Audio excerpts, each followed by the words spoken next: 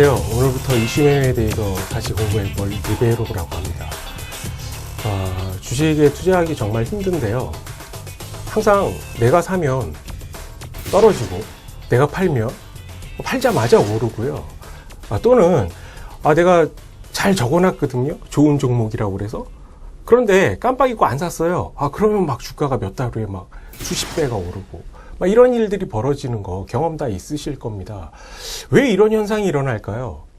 그게 과연 우리가 공부를 안 해서 실력이 부족해서 꼭 그런 걸까요?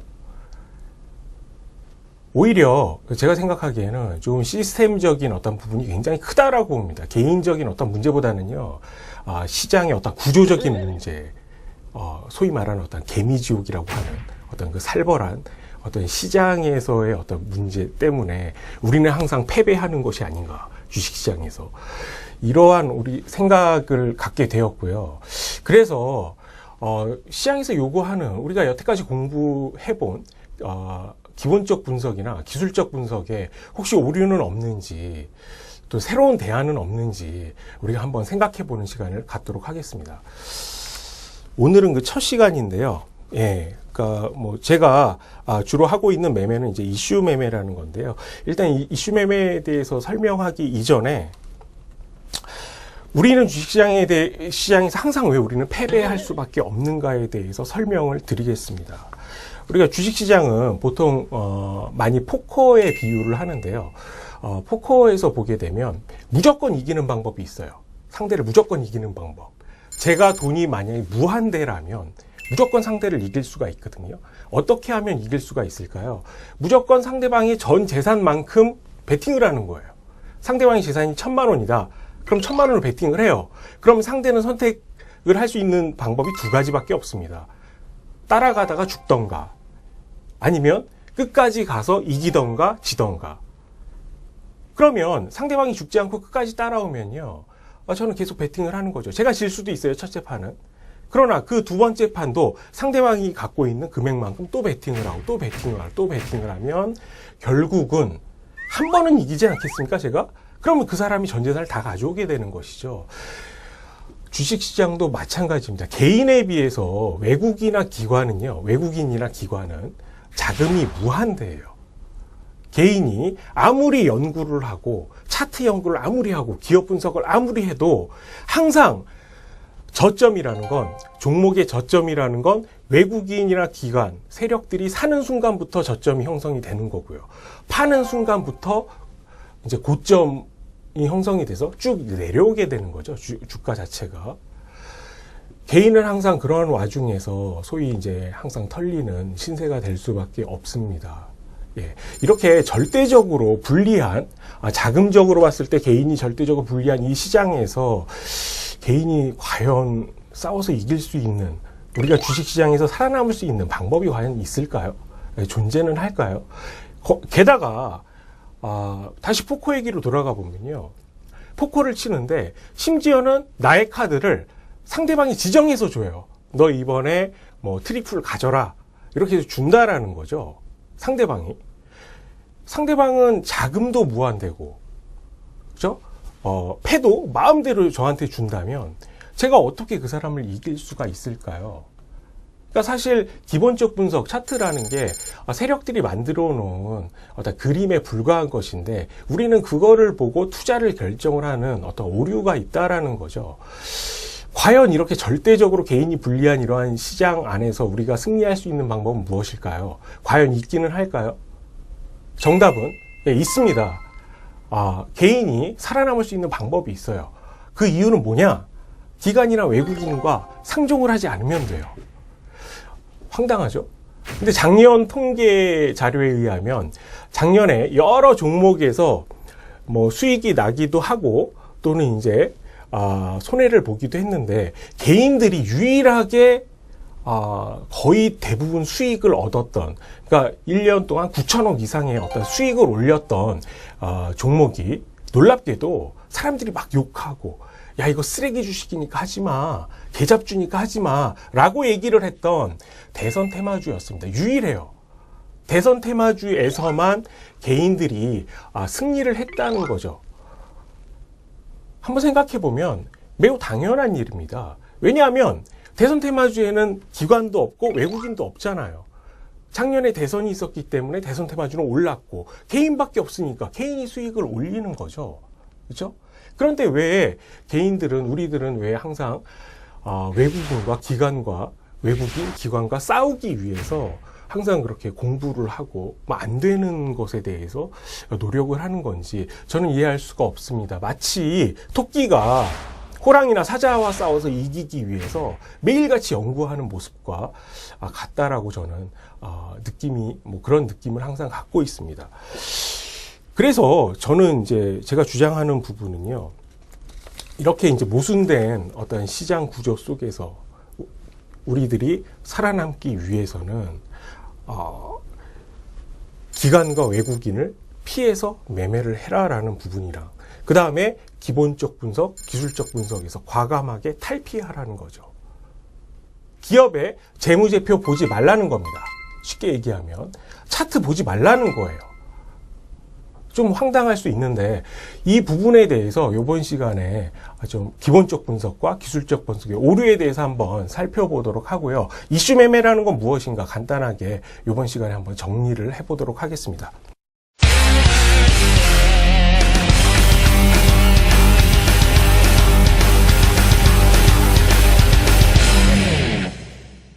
네, 기본적 분석이라는 게 뭡니까?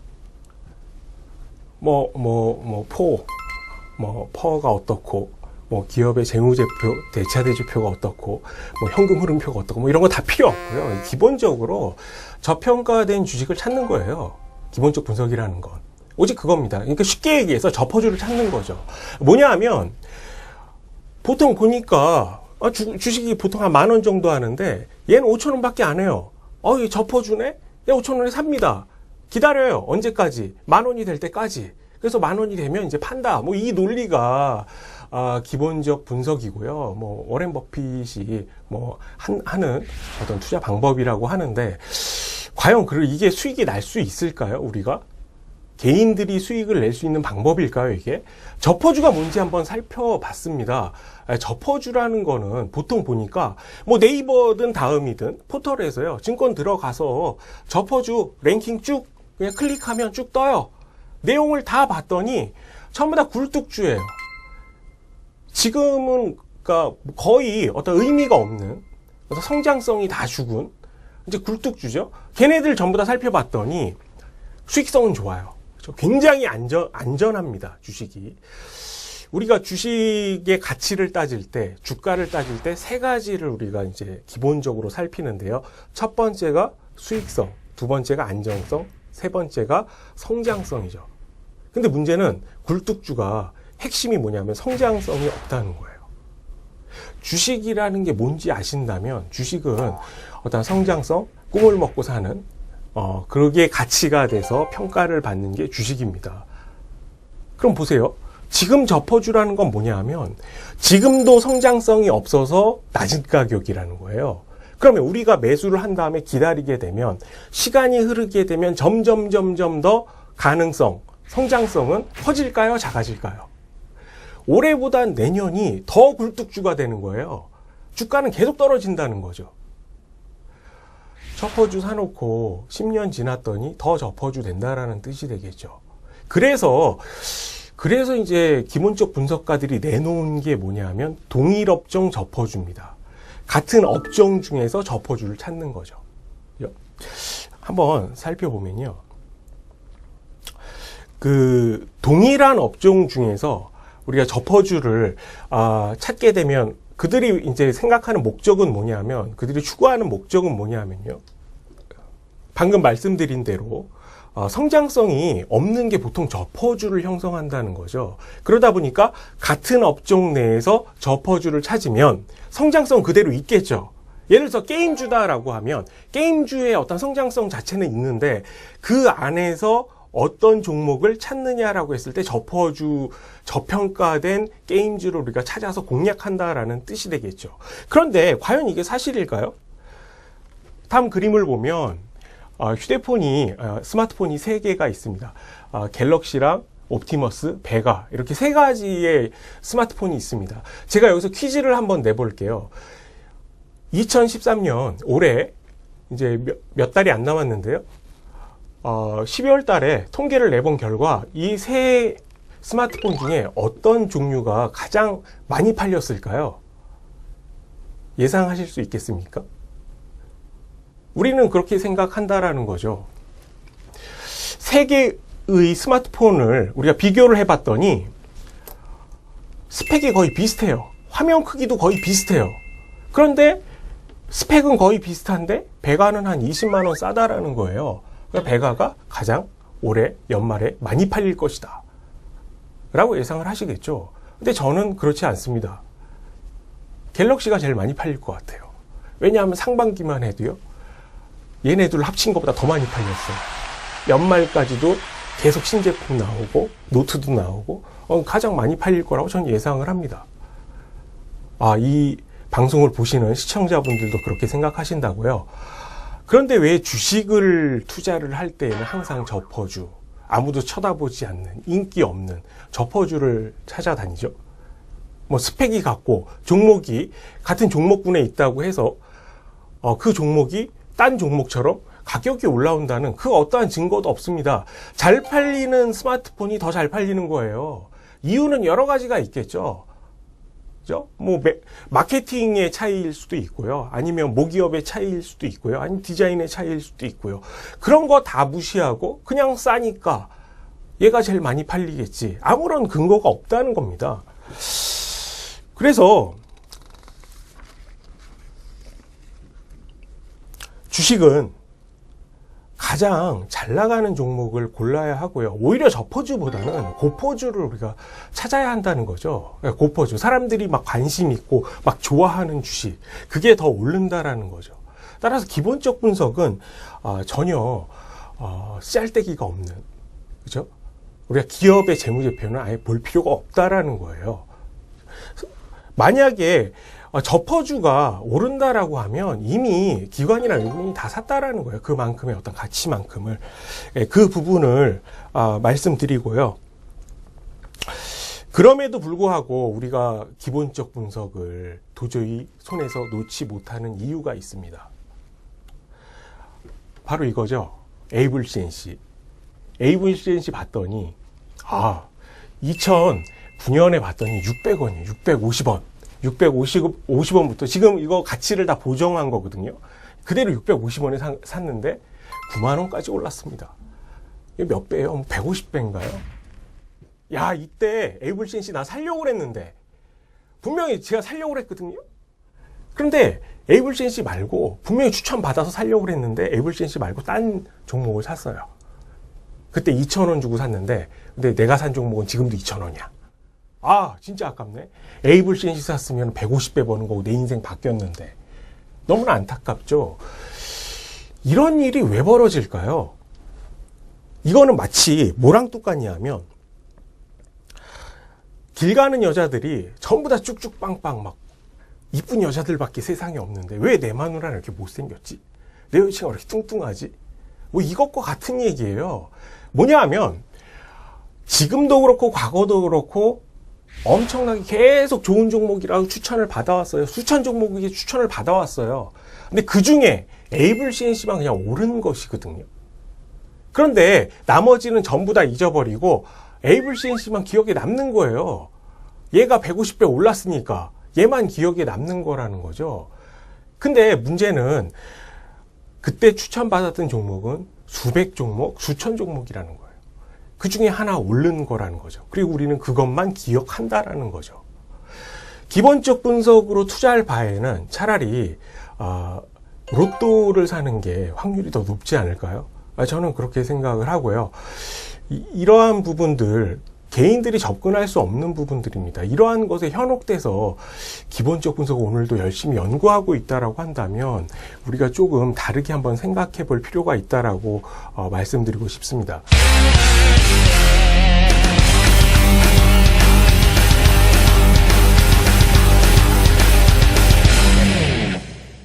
이번에는 기술적 분석이네요. 기술적 분석이 뭐가 문제인가 한번 살펴보도록 하겠습니다. 이거는 기술적 분석은 단언코 이거는 과감하게 사기라고 저는 말씀드릴 수가 있는데요. 보통 우리가 방송을 틀어보면요, 뭐 전문가랍시고 나와서 뭐 차트 하나 달랑 들고 나와가지고 이 종목이 현재 10,000원인데 매수, 그렇죠? 목표 주가는 15,000원, 9,700원 손절매, 뭐 이런 것들 많이 보셨을 거예요. 그런데 이게 과연 맞을까요? 그럼 맞다면은 10,000원에 파는 사람은 뭐 하는 사람이죠? 왜 10,000원에 팝니까? 15,000원 가는데. 좀 있으면 50% 수익이 나는데 기부하는 건가요? 너 불쌍하니까 5,000원 먹어라 이렇게? 세상에 그런 사람이 어디 있죠? 뭐 무슨 이유 때문에? 그럼 손절매는 왜 있습니까? 15,000원까지 올라가는 건데. 그리고 9,700원까지 떨어져서 손절매를 하는데 그걸 또 사는 사람은 뭐죠? 지금 끝난 종목인데? 기술적 분석 도저히 뭐 무슨 내용인지 이해할 수도 없고요. 이게 왜 존재하는지 알 수가 없는데요. 이번 시간에, 이번 코너에서는 기술적 분석의 오류, 무엇이 문제인지 한번 짚어보도록 하겠습니다.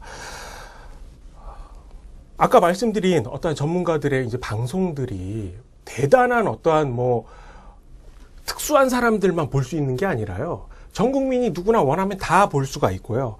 그 다음에 돈 10,000원만 주면 어느 책이나 다 나와 있는 차트 공식이 있거든요. 아까 말씀드린 대로 10,000원에 파는 사람들은 그런 허접한 방송이나 공식을 몰라서 그 순간에 매도를 한 것일까요? 우리는 굉장히 똑똑해서 매수를 한 거고, 그렇죠? 과연 이러한 부분이 어떻게 된 것인지 한번 살펴보도록 하겠습니다. 기술적 분석은 진짜 수도 없이 많죠. 수백 가지가 될 겁니다. 아마 별의별 게 다 있죠. 근데 그 중에서 가장 많이 쓰는 어떤 기술적 분석 중에 몇 가지를 한번 2가지 정도 살펴보면요. 이동평균선이랑 이제 거래량. 뭐 이 2가지죠. 이동평균선이 뭔지 다 아실 겁니다. 그러니까 5일 이동평균선이다. 그러면 5일의 종가의 평균을 낸 값이에요. 5일이라고 그러면 좀 복잡하니까요. 2일 이동평균선으로 한번 따져보죠. 오늘 주가가 500원이었어요. 내일 주가는 1,000원이에요. 그렇죠? 그럼 이틀 동안의 이동평균선 값은 얼마가 되냐면 750원이 되는 거죠. 어제는 500원, 오늘은 1,000원. 따라서 평균의 값은 750원이 됩니다. 근데 어제 500원이고 오늘 1,000원인데 이동평균이 750원이에요. 750원에 산 사람은 따라서 아무도 없는 겁니다. 500원에 사거나 1,000원에 산 거죠. 그런데 왜 750원에서 지지받죠? 산 사람이 아무도 없는데 거기서? 왜 750원에서 저항받습니까? 거기서 산 사람이 아무도 없는데. 이동평균선의 값이라는 것은 따라서 그냥 평균 값인 거고 아무런 의미가 없는 거예요. 거기서 지지나 저항을 받는다? 아무런 논리적 근거가 없다라는 거죠. 여기서 더 나아가지고요. 우리가 거래량을 한번 살펴보면 이 거래량은 정말 차트쟁이들이 거의 뭐 십계명처럼 우리가 여기는 것인데요. 거래량을 살펴보면 거래량이 중요한 이유, 또 거래량에서 파생되는 어떤 기술적 분석들, 뭐 매물대 분석이라던가 이러한 걸 보면 기본적인 원리가 뭐냐 하면 어떠한 주가에서 거래량이 터졌으니까 여기에 매물대가 쌓일 것이고 그 구간이 저항이나 지지를 받는다라는 거거든요. 근데 그 법칙을 설명하려면 한 가지 가정이 있어야 됩니다. 모든 주식 투자자나 또는 대부분의 주식 투자자들이 자기가 산 값에 자기가 팔아야 한다는 거죠.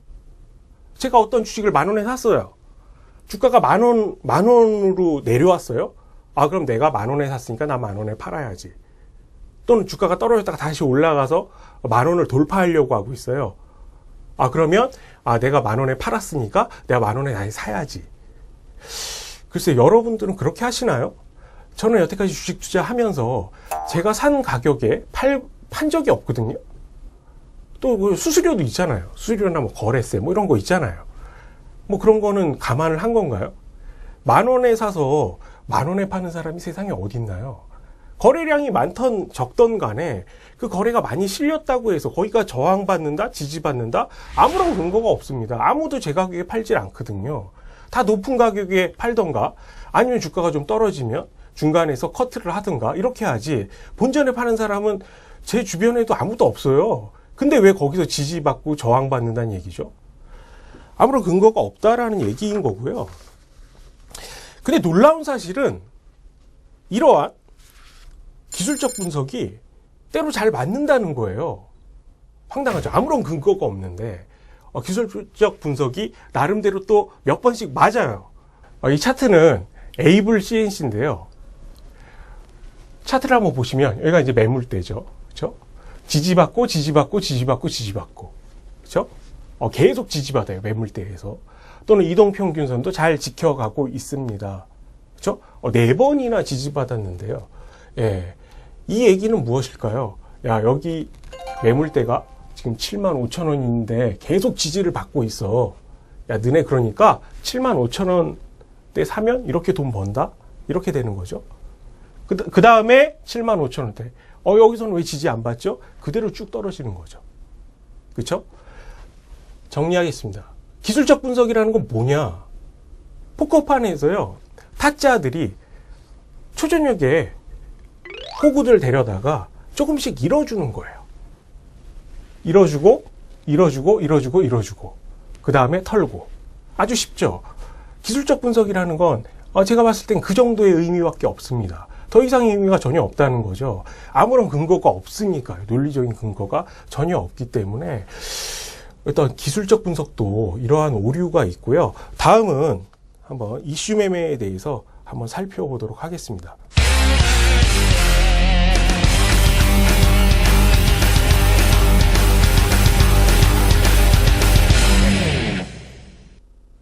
예, 지금까지 기본적 분석이랑 기술적 분석, 그러니까 뭐가 문제인가, 왜 우리는 그동안 계속 질 수밖에 없었는가에 대해서 한번 살펴봤습니다.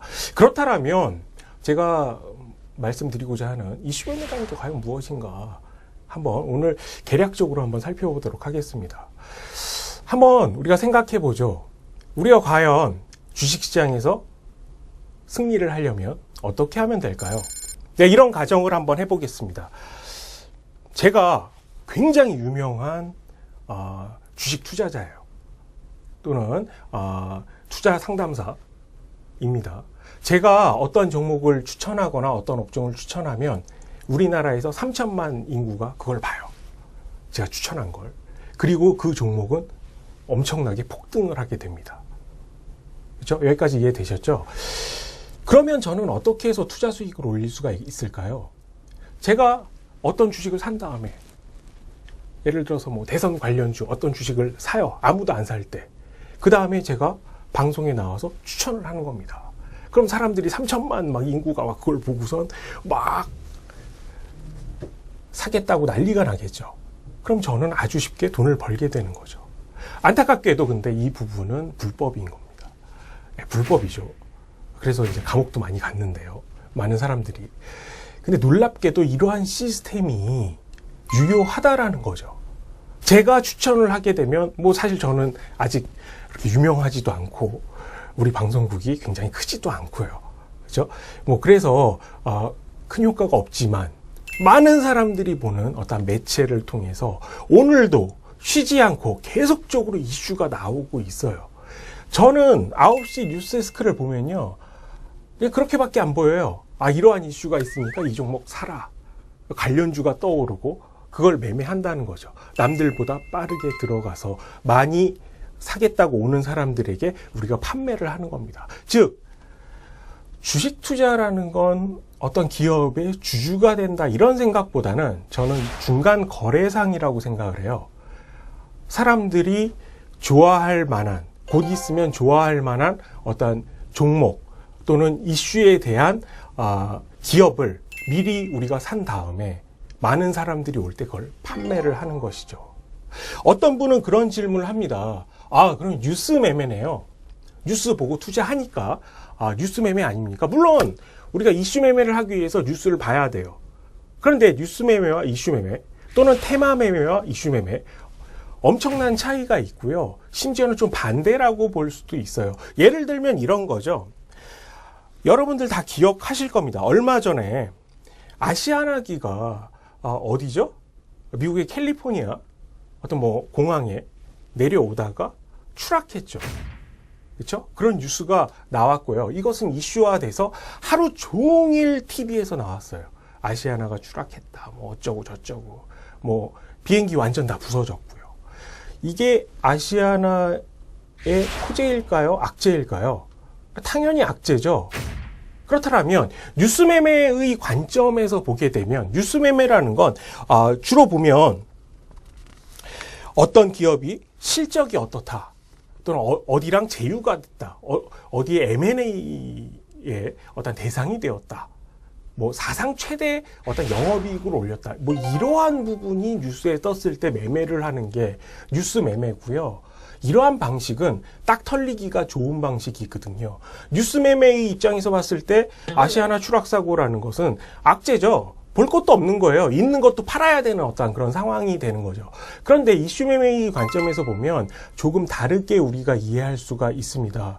당시 상황을 이제 보게 되면 우리가 항공주라는 것은 그렇죠? 우리가 동남아를 갈 때나 유럽을 갈 때 또는 뭐 하다못해 가까운 제주도를 갈 때 아시아나가 미국에서 떨어졌으니까 비행기 무서우니까 배 타고 가야지. 또는 제주도 가까우니까 헤엄쳐 가야지. 이렇게 생각하는 사람은 아무도 없겠죠. 그렇다면 항공수요는 항상 픽스된 것이고, 그렇죠? 그랬을 때 아시아나가 위험하다고 한다면 대한항공에 접근을 할 수가 있는 거죠. 항공주를 봤더니 1위가 대한항공, 뭐 3위가 진에어인데 진에어도 조현진 씨가 만든 기업이죠. 대한항공의 어떤 그 자녀인데요. 따라서 아시아나가 어떤 이런 악재가 터지게 되면 대한항공에 우리가 접근을 할 수 있는 것입니다. 이게 기본이고요. 여기서 한 발 더 나아가면 당시 상황을 봤더니 아시아나가 추락사고가 났고 동시효과가 무려 마이너스 9%에서 시작을 하는 겁니다. 뭐 그럴만 하죠. 하루 종일 방송에서 떠들고 있으니까. 근데 방송을 자세히 봤더니요. 아시아나의 어떤 파일럿이나 승무원들은 굉장히 잘 대응을 했다라는 거예요. 오히려 문제가 된 건 기체의 결함이고, 보잉사의 기체의 결함이고, 이 비행기는 대한항공이나 다른 외국 항공사도 다 쓰고 있는 기체라는 겁니다. 그 아시아나는 그냥 재수 없어서 추락을 했을 뿐인 거고, 위험도는 어느 항공사나 다 같이 있다라는 거죠. 더더군다나 보험을 너무 많이 들어놔가지고요. 영업이익에 어떠한 손실이 없다는 거예요. 마이너스 9%라는 숫자, 작은 숫자입니까? 그럼 약 한 10% 되는 건데 1조 원짜리 회사면 1,000억이 하루아침에 날아간 건데 도저히 납득이 되지 않는 평가절하가 되는 거죠. 이슈 매매 측면에서 봤을 때. 그렇게 되면 사람들이 과하게 팔려고 할 때 그것을 사서 들어가게 되면 이런 결과가 나오게 되는 거죠. 이날인데요. 저가에 사서 동시효과에서 더 떨어졌어요. 결국은 다시 오른다는 거고요. 아주 중요한 부분이요. 아시아나와 그날 대한항공인데요. 방금 설명드렸던 아시아나 이슈에 대한 그러한 부분들. 그러면 우리가 대한항공 차트도 예상을 할 수가 있겠죠. 대한항공 방금 설명드린 대로 아시아나의 악재니까 대한항공의 호재구나. 높이 시작해서 떨어지게 되는 거죠. 장대 음봉을 그리면서 뭐 이러한 것들을 우리가 예측을 할 수가 있다는 거예요. 이것을 우리가 예측을 하는데 어떤 이슈의 흐름에 따라서 이 주가가 어떻게 흘러갈지를 예상을 하고 예상이 되면 들어가게 된다라는 거죠. 그렇죠? 그렇게 해서 수익을 올릴 수 있는 방법이 이슈 매매인 것입니다. 여기까지 이슈 매매에 대해서 이제 설명을 드렸고요. 뭐 이슈 분석에 대해서 마지막으로 말씀을 드리자면요. 이슈 매매는 굉장히 재미있는 매매입니다. 즐거운 매매고요. 우리 생활에서 벌어지는 일들로 이제 수익이 발생이 되는 거죠. 어떤 기업의 재무제표를 우리가 살펴보고, 뭐 현금 흐름표를 분석해보고, 영업이익을 분석하고, 뭐 이러한 부분 재미있나요, 과연? 펀드 매니저나 뭐 기관 투자자들보다 더 잘하실 자신 있나요? 그러니까 그들보다 잘할 자신 있으면 글쎄요 좀 해도 괜찮을 것 같기도 한데 저는 그들보다 잘할 자신이 없거든요. 따라서 그들의 싸움 방식으로 같이 싸우고 싶지는 않습니다. 저의 방식으로 저는 싸우는 거고요.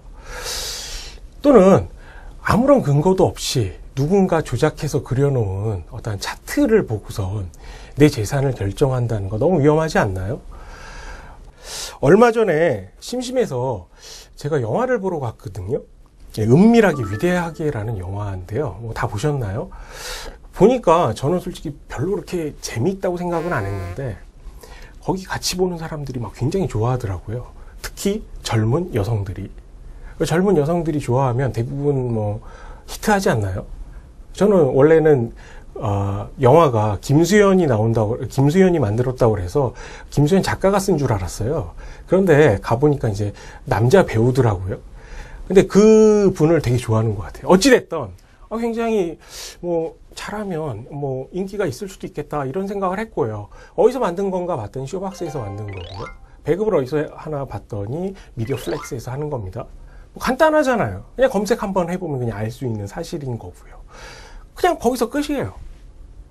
가만히 있다가 어느 날 포털에서 봤더니 메인에 은밀하게 위대하게가 최단기 500만을 돌파했다. 뭐 이런 기사가 헤드로 뜨더라고요. 그날 동시효과에 미디어 플렉스 잠깐 들어가서 수익을 거두고 뭐 이러한 방식인 거거든요. 물론 몇 가지를 살펴봐야 되겠죠. 이미 나보다 더 빠른 사람들이 들어와서 가격이 올랐는지 안 올랐는지, 정말 내가 선택한 이슈가 사람들의 관심이 있는 것인지, 이러한 부분들은 전부 다 체크가 가능합니다. 그러한 것만 체크를 해서 많은 사람들이 올 걸로 예상되는 종목을 미리 사서 파는 방식, 중간 거래상이라고 말씀을 드렸죠. 주식 유통상. 뭐 이러한 방식이 이슈 매매인 것입니다. 더욱 놀라운 사실은요, 이슈 매매라는 것은 무위험 투자라는 겁니다. 올라갈 수는 있어도 크게 떨어질 수는 없다라는 거죠. 막 급등할 때는 상한가 막 갈 수도 있는 거고요. 하지만 떨어지지 않는 무위험 투자라는 거예요. 어떻게 이게 가능한가, 이 부분에 대해서 다음 시간에 2강에서 살펴보도록 하겠습니다. 당연히 다음 강의도 들으셔야 되겠죠. 제가 어떤 이야기를 하는지. 뭐 이러한 부분들을 다음 시간에 설명하도록 하겠고요. 이상 오늘 강의는 마치도록 하겠습니다. 감사합니다. 이슈매매의 리베로였습니다.